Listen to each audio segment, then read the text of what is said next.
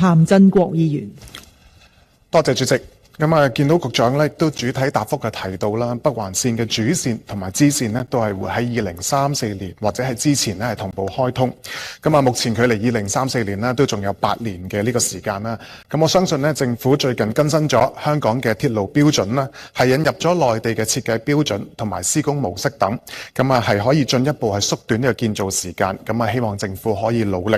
我係想跟進一下呢北環線、東北線同埋東延線嘅籌備工作。而家去到啲咩嘅階段呢？個推展模式啦、財務安排啦，同埋呢個走線係咪已經有一個初步嘅定案呢？同埋預計幾時會有新嘅進展可以公布呢？因為皇后山啦、打鼓嶺同埋香園圍咧呢啲嘅地方都係靠呢個線去打通嘅。多謝主席。局長。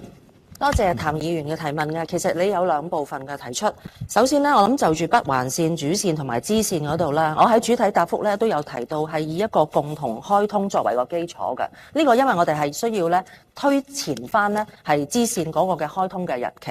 咁但係同一時間呢，我亦都有睇到呢喺北環線主線沿線上呢，有一啲新嘅發展區呢，佢哋亦都有一啲分階段將會有啲入伙嘅安排。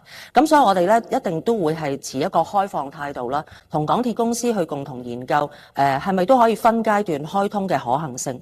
當我哋考慮嘅時候呢，除咗係希望爭分奪秒呢，亦都要顧及整體嗰個技術嘅可行性。如果我哋係分階段開通，會唔會影響咗整段去做聯試嘅呢一個嘅時間，以至到可能拖慢咗其他方面呢？咁我哋一定要作出一個整體嘅評估。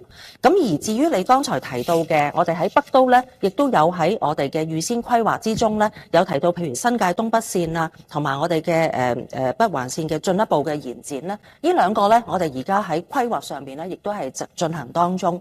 我哋亦都呢係會乘住我哋喺北環線主線同埋支線所吸取到嘅一啲經驗，尤其是我哋係引用一啲新嘅道路標準同埋鐵路標準啦。喺希望呢一方面呢，是否我哋可以引入一啲新嘅建造方法、新嘅技術？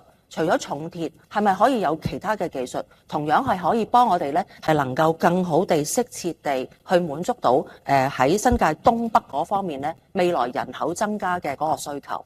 咁我哋亦都會朝住我哋喺我哋嘅主要運輸基建發展藍圖所當中列咗嘅一啲興建同埋開通嘅預期目標嘅嗰個時間呢，係以嗰個作為我哋嘅目標呢，係作出我哋嘅進一步嘅詳細設計嘅。多謝主席。